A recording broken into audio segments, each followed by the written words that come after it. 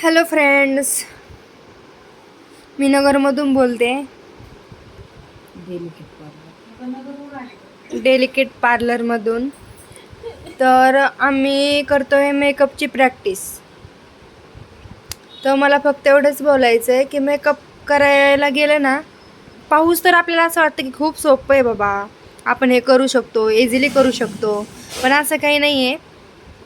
ज्यावेळेस हातामध्ये घेतो ब्रश वगैरे तर खूप अवघड आहे मेकअप करायला. खूप म्हणजे खूप अवघड आहे.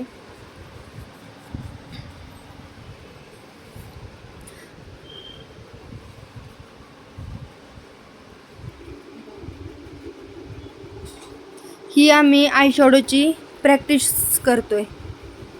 तर प्रॅक्टिस करणं खूप गरजेचं आहे, खूप म्हणजे खूप गरजेचं आहे. कारण की आपल्याला जर मेकअपची प्रॅक्टिस आपण जास्त केली तर आपल्याला त्यामध्ये नॉलेज येऊन जातं. आपल्याला कळतं बाबा ऑइली स्किनवर कोणता मेकअप करायचा आहे, डार्क स्किनवर कोणता मेकअप करायचा आहे. जी स्किन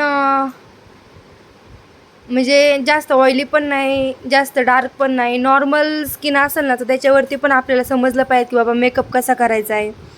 ज्यांच्या चेहऱ्यावरती काळे काळे डार्क स्पॉट असतात त्यांच्यावरती पण मेकअप जमला पाहिजे करणं. ते डार्क स्पॉट दिसले पण नाही पाहिजे.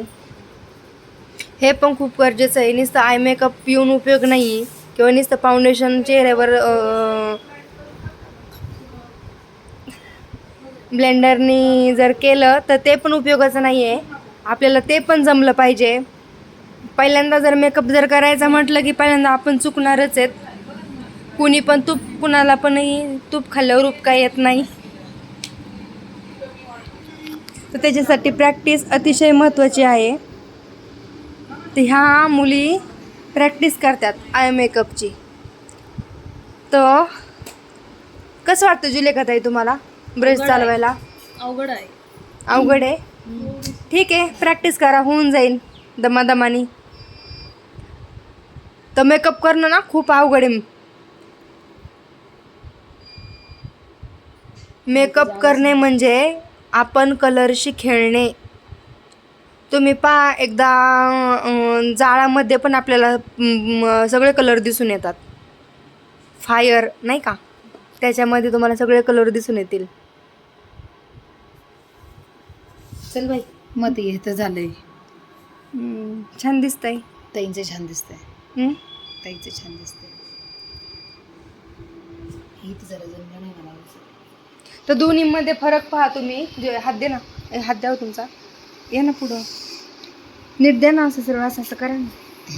तर ह्या दोन्हीमध्ये फरक पहा, कसं वाटतंय कसं नाही. मला पण सांगा जर आवडलं असेल तर.